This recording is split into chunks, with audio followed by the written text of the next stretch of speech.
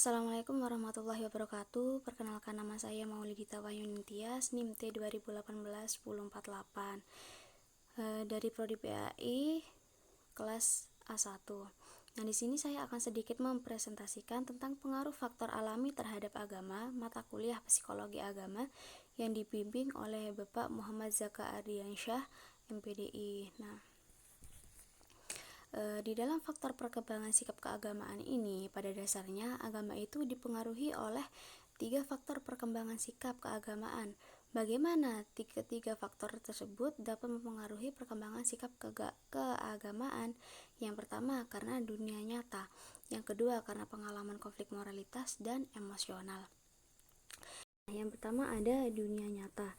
Dunia nyata ini berhubungan dengan pengalaman. Pengalaman seperti apa? Pengalaman spiritual, keagamaan yang nyaman, ataupun pengalaman yang lainnya. Nah, pengalaman spiritual ini dan kenyamanan dalam beribadah dapat dirasakan setelah seseorang melakukan suatu ibadah atau sembahyang kayak gitu dalam agamanya tersebut.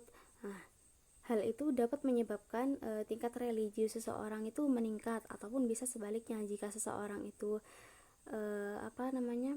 tidak maksimal atau tidak memaknai pemahamannya atau pengalamannya tersebut dalam melakukan suatu ritual peribadahannya atau melakukan perintah dalam agamanya tersebut, itu dapat menurunkan tingkat kereligiusan seseorang. Nah, pengalaman ini faktor yang mempengaruhi religius tidak hanya pada pengalaman diri saja, tetapi juga bisa pada pengalaman orang lain. Contoh, orang yang sering menghabiskan waktunya di dalam pondok itu akan berbeda pengalamannya dengan orang yang tidak pernah mondok kayak gitu. Nah, selanjutnya konflik moralitas. Nah, konflik moralitas ini berhubungan dengan kehidupan.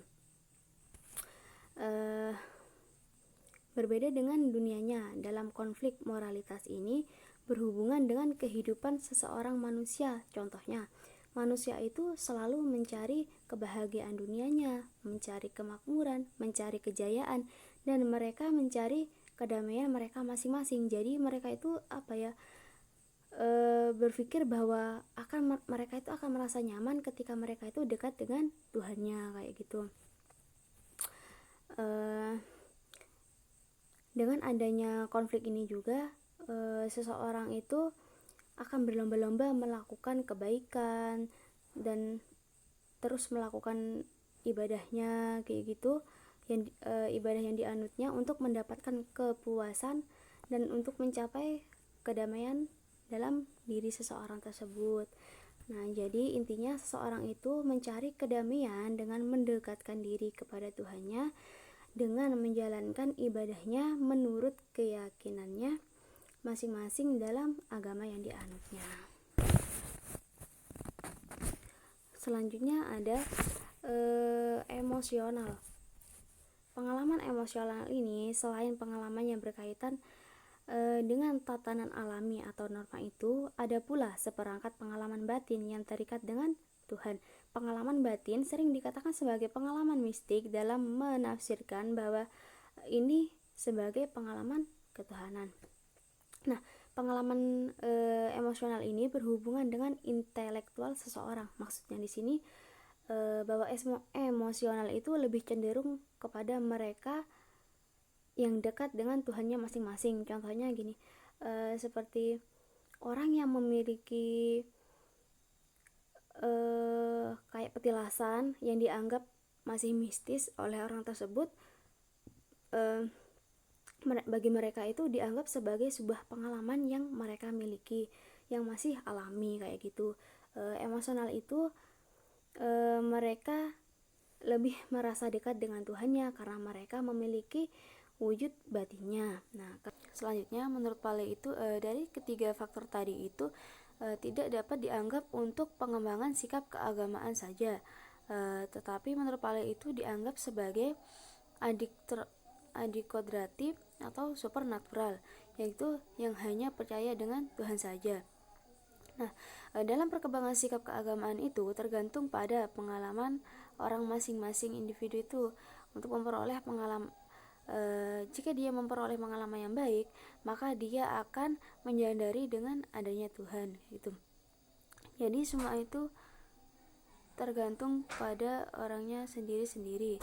Ketika di dalam dunianya ini mereka memiliki pengalaman sebuah keagamaan, maka dia akan menjadikannya adit kodrati atau supernatural itu bagi seseorang itu. Tetapi ketika mereka tidak berpikir secara rasional, tidak berpikir tanpa didasari intelektual, tidak berdasarkan kajian kritis, maka itu tetap dinilai sebagai ilusif atau sebagai bayang-bayang atau hayalan atau angan-angan saja. Sebagai contoh, pengalaman yang baik itu seperti apa? Contoh, ketika seseorang melihat senja, melihat matahari terbenam dengan cahaya merah yang sangat bagus, jingga, megah. Itu mereka akan kagum dengan ciptaan Tuhan tersebut, dan mereka akan berpikir bahwa Tuhan itu pasti berada di sekitaran itu, kayak gitu, sekitaran senja itu gitu. Karena adanya senja itu, mereka itu merasa nyaman, tentram, terus dia juga merasa bahwa pada saat itu datang rahmat Tuhan kepadanya, kayak gitu, dan mereka tahu bahwa Tuhan ada di sana, kayak itu.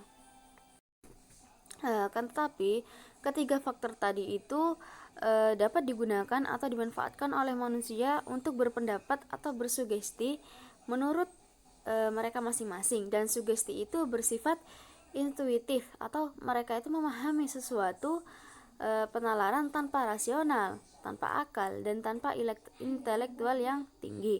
Pada zaman itu hal itu kayak intelektual yang tinggi itu hanya dimiliki oleh orang-orang gereja saja. Dan jadi orang-orang yang di luar kayak gereja gitu, ya itu dianggap biasa aja kayak gitu. Cuma karena faktor ini tadi, mereka harus menyatakan pendapat karena mereka menjadi perkembangan sikap keagamaan.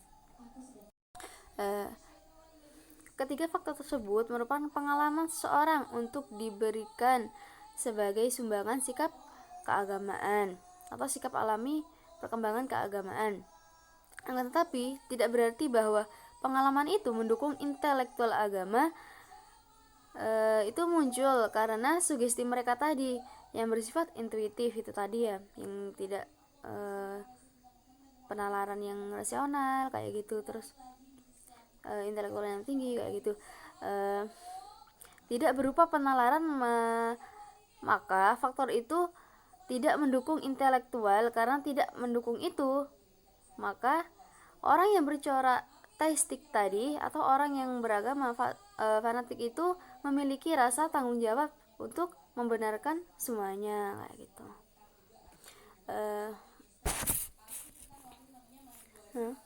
Sekian paparan dari saya, kurang lebihnya mohon maaf. Wabillahi taufiq wal hidayah. Wassalamualaikum warahmatullahi wabarakatuh.